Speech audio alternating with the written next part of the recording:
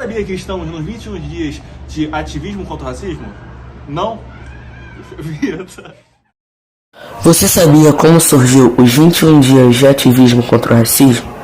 A iniciativa foi criada em 2016 pelo Fórum Estadual de Mulheres Negras do Estado do Rio de Janeiro e reúne eventos em prol do dia 21 de março, Dia Internacional de Luta pela Eliminação da Discriminação Racial, instituída pela ONU ao massacre de Sharpeville. Há 61 anos, em 21 de março de 1960, o regime do Apartheid da África do Sul cometeu o crime conhecido como o Massacre de Sharpeville.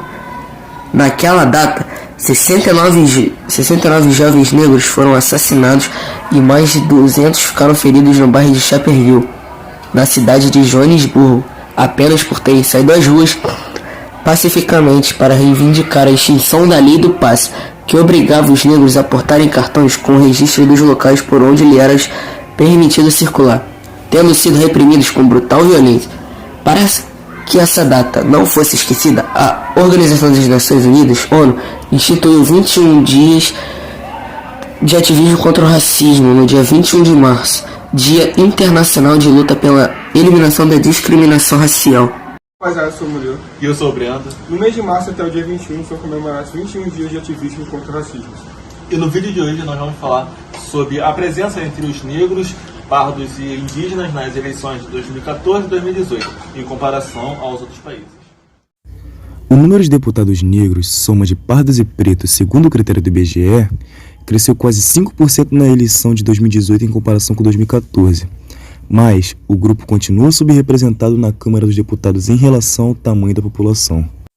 Por exemplo, dos 513 deputados eleitos, 385 se autodeclararam brancos, 75%, 104 se reconhecem como pardos, 20,27%, 21 se declaram como pretos, 4,9%, 2 amarelos, 0,389% e 1 indígena, 0,19%. Inclusive, essa é a primeira vez que uma mulher indígena, Joênia Wapichana, da Rede RR, é eleita deputada federal.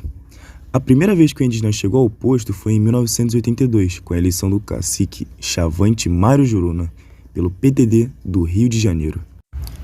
Em relação às eleições de 2014, o número de deputados negros, pretos mais pardos, subiu cerca de 5%, representando 24,36% da composição da Câmara. Em 2014, dos 513 deputados eleitos, 410 se autodeclararam brancos, 79,92%, 81 se diziam pardos, 15,78% e 22 pretos, 4,28%. Os negros representavam A bancada federal eleita para a próxima legislatura é composta por 80% de homens brancos. Entre os eleitos, 15,8% se declaram pardos e apenas 4,1% pretos. No caso das mulheres, elas representam quase 10% da Câmara dos Deputados no início de 2015. No conjunto de deputados, as pardas serão 1,6% e as pretas 0,6%, e nenhum índio foi eleito. Com um total de 20 senadores e 81 mulheres na Câmara dos Deputados, o Congresso dos Estados Unidos nunca foi tão feminino quanto atualmente em sua história. Resultado de um esforço apoiado pelos democratas para eleger mulheres para atuar como legisladoras. O contingente feminino conquistou 7 assentos a mais do que na legislatura anterior, somando um total de 101 dos 535 existentes. Esse número tem aumentado a cada eleição, depois de um salto histórico em 1992, ano da eleição do presidente democrata Bill Clinton. O número de não brancos eleitos entre os democratas também aumentou, ilustrando o crescimento da diversidade muito à frente do seu adversário, o Partido Republicano, que ainda é dominado por brancos do sexo masculino. Na Câmara dos Representantes, uma das duas que compõem o Congresso, um total de 43 negros, 35 hispânicos, 11 asiáticos foram eleitos em 6 de novembro, de um total de 435 membros. Todos os negros são democratas. No Senado, 16 das 20 mulheres eleitas são democratas, 3 a mais do que no período anterior.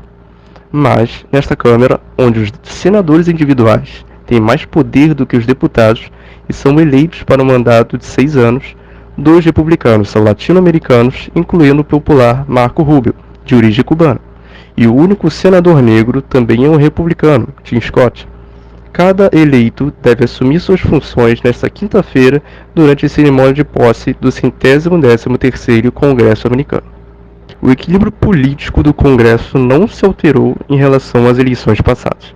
A Câmara ainda é controlada pelos republicanos, que têm 285 dos 485 assentos. No Senado, no entanto, os democratas detêm a maioria com 55 das 100 cadeiras.